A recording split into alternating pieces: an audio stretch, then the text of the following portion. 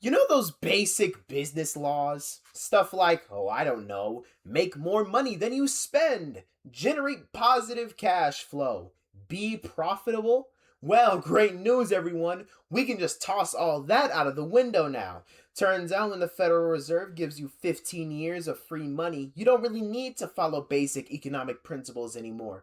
Who knew? This is the story of how the gaming industry forgot how to be an actual business, discovered that making games easier just meant hiring way more people thanks to Jevons paradox, built everything on the assumption that money would be free forever, and then watched it all collapse when Jerome Powell said, nah, actually, you do need to be profitable. 25,000 people lost their jobs. Let me tell you how we got there. In my sources. All right, let's go. 2008, the financial crisis hits. Banks are collapsing. Lehman Brothers is gone. Bear Stearns is gone. The entire global financial system is teetering on the edge of collapse.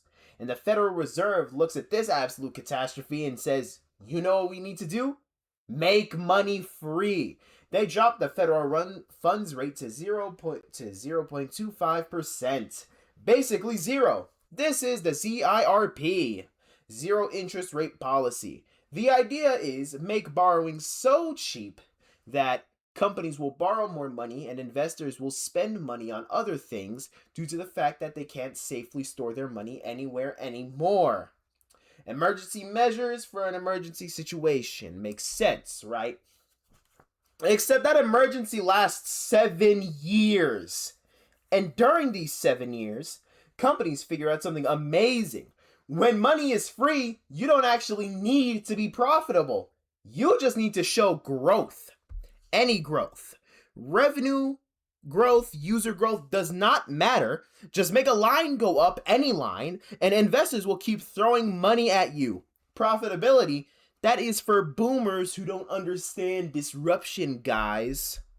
The gaming industry looks at this situation and absolutely goes ballistic.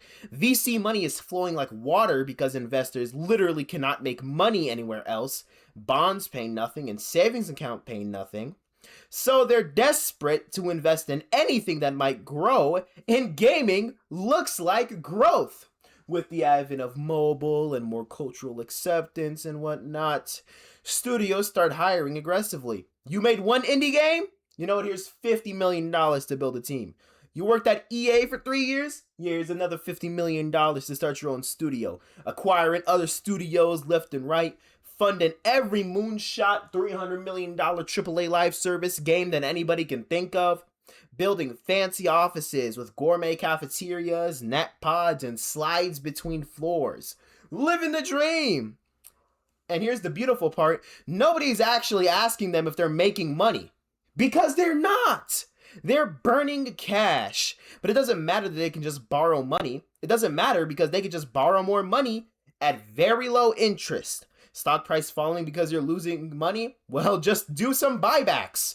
Borrow some money to buy your own stock, reduce your shares outstanding, and boom, earnings per share magically look better.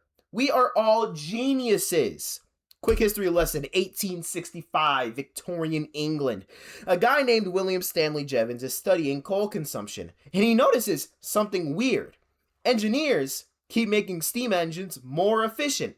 Each engine uses less coal than before. This is great because we'll just use less coal. Except that's not what happened. Coal consumption exploded. Why? Because when steam engines become more efficient, meaning cheaper to run, people build way more steam engines. They use them for everything. The efficiency gains didn't reduce consumption, they increased it. This became known as Jevons or Jevons, I don't know, paradox. Efficiency increases consumption. Keep this in mind.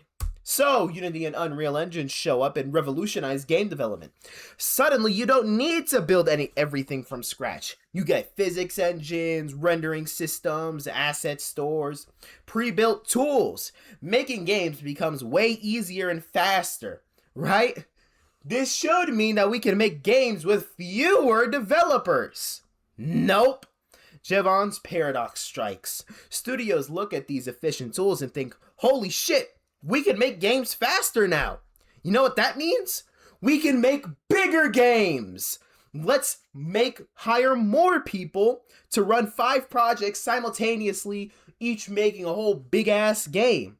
The tools made development more efficient, so instead of needing fewer developers, studios hired exponentially more developers. Just like Steam engines, the efficiency didn't reduce consumption of labor, it exploded it. And oh boy, did they scale up. Small indie studios that started with 5 people suddenly have 20. Mid-sized studios go from, 200 to 800, 1,000. We can do 5 projects now. Let's develop for console and PC and mobile separately. They could have their own engines, even though that adds way more money. Every studio is greenlighting multiple games at once. Every publisher is running a quadrillion amount of projects. Why not? Free money from this zero interest rate policy means that they can afford massive teams. Easy development tools from Unity and Unreal Engine, relatively, mean that they can actually manage multiple projects. It is the perfect storm of Jevons paradox meeting 0% interest rates. What could possibly go wrong? Everything. Shout out to Bubsy. Everything could go wrong, but we'll get to that. 2015, the Fed decides that the economy has recovered enough and starts slowly raising interest rates. Very slowly. They get to about 2.5% by 2019. Not high by historical standards, but definitely not zero. Gaming companies and the broader tech industry get a little nervous. The free money era might be ending. Some smaller studios start struggling. There's a little bit of layoffs here and there. But the big players, well, they're all fine. They're still afraid. My bad. They can still afford to borrow at 2.5% federal interest rate. Stock buybacks still work fine. And besides, everybody knows that the Fed will just lower rates again eventually. They always do. This is just a temporary blip. Everything is fine. We've got this figured out, ladies and gentlemen. We're running 5 projects. We got Unity and Unreal. And then the black swan event happens. COVID. Fed looks at the pandemic and goes, wait a minute, guys. Nobody's spending shit. Put the rates back to 0. And the gaming industry breathes a sigh of relief. See? Free money will never end. Let's hire some more people. March 2020, COVID pandemic, global lockdowns, the Fed slashes rates back to 0 and starts pumping trillions of dollars into the economy. Quantitative easing on steroids, the money printer goes brr. And everybody is stuck at home with nothing to do. So what do? They play a shit ton of video games. Gaming revenue goes absolutely wild. Console sales through the roof. PC gaming is surging. RAM prices are absurdly cheap because South Korea is currently experiencing an economic downturn of doom and despair.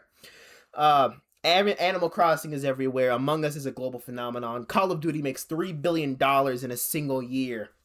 The industry looks at these numbers and thinks, we've made it, guys. This is the new baseline. So they hire massively. Studios that had 1,500 people suddenly have 3,000 people. Why not? Revenue is up like 50%. We need more people to make more games to capture this permanent shift in consumer behavior. This isn't a temporary boost from the fact that everybody is inside. Everybody is just a gamer now. Plus, we have better Unity and better Unreal, so we can run even more projects now. Let's scale up, guys. Let's talk about Embracer Group. Yes. Embracer goes on the most insane acquisition spree in gaming history. They buy 44 studios, gobbling up everything they can find. Saints Row bought it, Dead Island bought it, Metro bought it, Kingdom Come Deliverance, Game of the Year nominee as of 2026, bought it. They're acquiring studios fast and then they can integrate them. And how are they paying for all of this?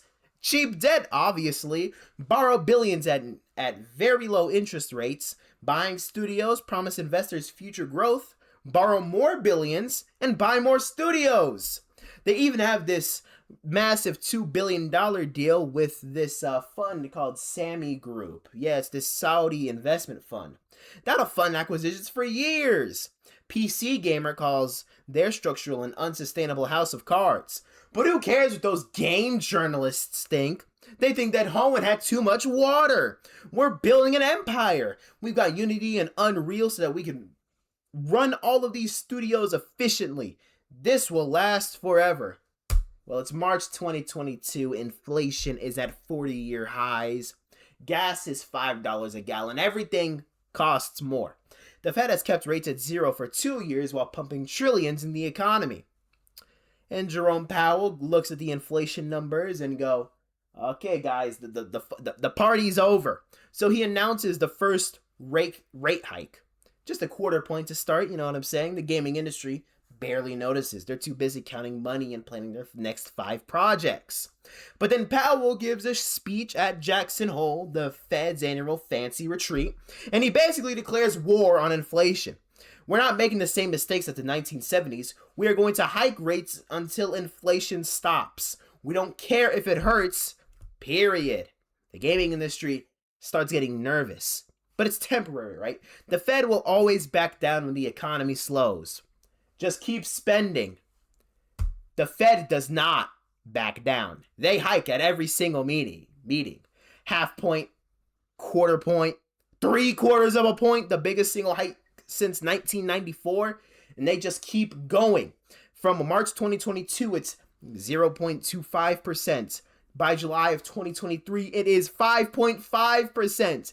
A 22-fold increase in 18 months, the fastest rate hiking cycle in over 40 years. So what happens when rates go from 0 to 5.5%? Companies that borrowed billions at near zero rates now suddenly have massive interest bills, 22 times higher in fact. And VC money evaporates instantly because why would investors put money in risky gaming companies when they could get 5% risk-free in a treasury bond? The gaming industry panics and the broader tech industry does because their entire business model was built on rich people subsidizing their non-profitable shit forever. They have massive teams running multiple projects because Unity and Unreal made it efficient, but efficient doesn't matter when you can't afford to pay anyone. And now money is expensive. And now they have no backup plan. Oops. Hi, yes, we're back to Embracer. Yeah, that Saudi deal falls apart, guys. Saudis look at the new interest rate environment and goes, wait a fucking minute. Why would we invest $2 billion in your unprofitable house of cards when we can get 5% risk-free in bonds? This does not make any sense anymore. Deal's off, buddy. Good luck. Embracer suddenly has over 15,000 employees, hundreds of projects in development, and no way to fund any of it. So the house of cards collapses. They slash jobs from 15,701 to 7,873. 8,000 people lost their jobs. Over half the company. They closed or sell 44 studios. They canceled 80 game projects. The company is being split into 3 pieces because the original structure only worked with free money. So now, the layoffs spread through the industry. Unity, the company whose tools helped cause this by making development too efficient, lays off 1,800 people, 25% of the entire staff. The biggest layoffs in company history. Oh, the irony. EA cuts 670, Riot Games axes 530. Across the entire gaming industry, over 10,500 people lose their jobs in gaming in 2023 alone. And it's not just the layoffs. Studios shut down. Arcane Austin, you know, the guys that made Prey, well, they're gone. Volition, the guys that made Saints Row, previously bought by Embracer, they're gone. After nearly 30 years, London Studios shut after 22 years. These aren't struggling indie studios. These are established studios getting axed because their parent companies can't afford to keep them. It's Jevons paradox in reverse. When the free money just starts running out, all of the efficient tools don't save you. The industry is shocked. How did this happen? We had Unity, people. We had Unreal. We can make games so efficiently, my apologies. But efficiency doesn't matter when you're spending more money than what you make, and these companies built themselves to essentially lose money indefinitely. That only works when money is free. But wait! There's more! If you thought 2023 was bad, get ready for 2024. Microsoft lays off 1,900 people from gaming after spending $69 billion to buy Activision Blizzard. PlayStation cuts 900. The first quarter of 2024 alone sees 8,619 jobs lost, the highest quarterly number ever recorded in gaming history. For the full year, 16,000 gaming workers lose their jobs. Games are being canceled everywhere. Microsoft cancels a Blizzard game after 6 years of development. Sony cancels multiple live service projects. Ubisoft cancels 3 unannounced games. All of these multiple simultaneous projects that Unity and Unreal made possible, getting canceled left and right because the COVID boom is over. People went back to living life normally. Revenue is not growing anymore, and companies still have all those people they hired. And here's the kicker. After these layoffs, many of these companies are still not profitable. They're cutting thousands of people and they are still burning cash because they never built sustainable businesses.